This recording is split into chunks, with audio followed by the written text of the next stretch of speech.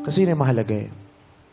Yung pamilya na dapat, lalong-lalo na sa maraming pagkakataon na dapat maiparamdam mo sa kanya yung pagiging kapamilya mo, hindi kasama lang sa ilalim ng bubong. Especially now, di ba, ang dami nangyayari sa paligid. Hindi natin alam kung ano tumatakbo sa isipan ng mga kasama natin sa bahay. Kaya kailangan maging aware tayo. Di ba? Kailangan damahin, maging sensitive tayo sa kalagayan ng mga kasama natin sa bahay kasi hindi natin alam baka nangangailangan sila ng saklolo.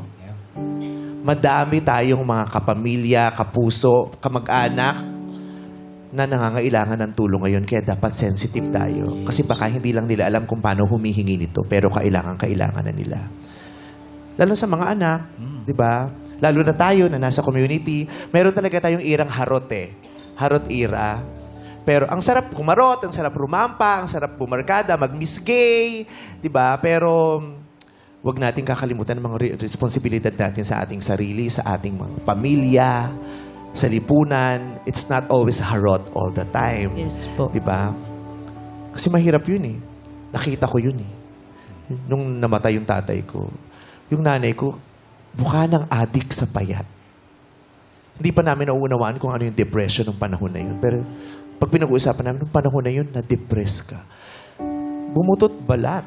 Alam mo yung araw-araw, pabalik-balik kami sa City Hall dahil sa kaso ng tatay ko para habulin namin yung pumatay sa tatay ko. Tapos wala siyang trabaho. Tapos nag-aaral kami. Yung ate ko, medtech. Ate kong isa, nursing. Tapos, alam mo yun yung ngarag na ngarag siya. Tapos wala siyang trabaho. Ayun. Kawawa. Kailangan ng may kakapitan. Kailangan nila ng Aalalay. suporta. Na panahon yun, sabi ko nga, hindi ko alam kung paano ka namin nasuportahan. Kasi we were just all busy living our lives as young people di ba? Yung ganun. May iba ka pa bang anak maliban kay Bebe O? Yung bunso ko po, si Jenver. Ilang taon na po? 13 po ngayon. Nag-aaral po. Ano po palayo niya? Bebe Bebe U. Bebe U. Chokoy po, Chokoy. Chokoy. Chokoy. Bata pa siya nung nawala yung asawa mo. Opo, mga 10. Ayun naman yung simpleng mga yakap mo sa kanya, yun na makakaraos sa'yo no? Pag nakita mo yung anak mong maliit, yung ganun. So, tayo mga anak, dapat inaalagaan din natin ang mga magulang natin. Katulad ng pag-aalaga nila sa atin nung tayo yung mga bata pa. Yes. At hindi yun hindi yun pagtanaw ng utang na loob. Kusang idinidikta ng mga puso yun bilang mga anak. Di ba? Hindi ko papabayaan nanay ko. Yeah. Hindi ko papabayaan tatay ko. Hindi ko papabayaan kapatid ko. Hindi dahil sa inuobliga ko, kundi dahil sa iyon ang gusto ko. Dahil mahal ko yung pamilya ko. Kasi may iba ibang mga magulang na hindi naman nagsasabi ng hinaing sa mga anak nila eh. Para nagtitibay-tibayan sila para, hindi, kaya ko to anak, ayusin mo din yung pag-aaral mo.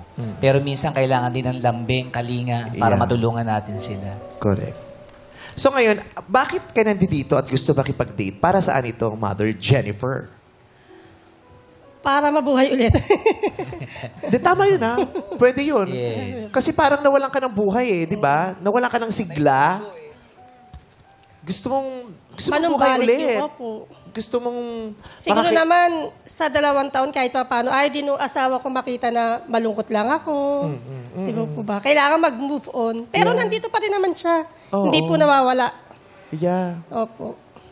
Maraming ganun Yung iba nagsara na, hindi na last na yung tatay mo. Yung iba naman, hindi.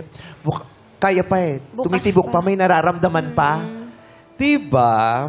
Kung yung mga byuda nakakaramdam ng ganyan, lalo pa kaya yung yung mga heartbroken ngayon, pero hindi pa naman nabiyuda, di ba?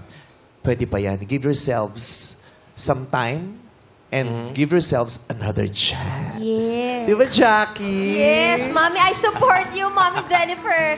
Go for it, go! Oo. Yung nga daw kagandahan sa heartbreak, pagkatapos ng heartbreak, sigurado naman bukas, pwede kang magsimula ulit. Yun.